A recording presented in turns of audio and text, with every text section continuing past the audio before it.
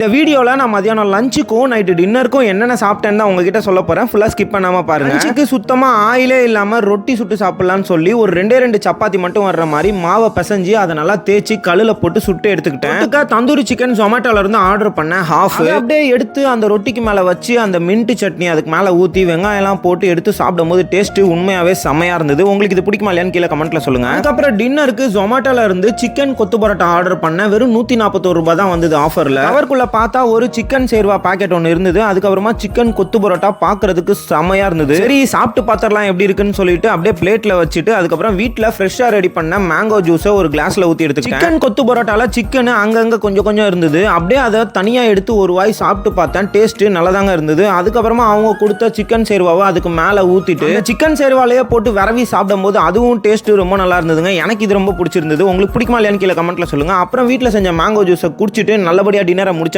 Video like பண்ணி சேனலையும் subscribe பண்ணிக்கோங்க. டாடா, நெக்ஸ்ட் வீடியோல பார்க்கலாம். பாய்.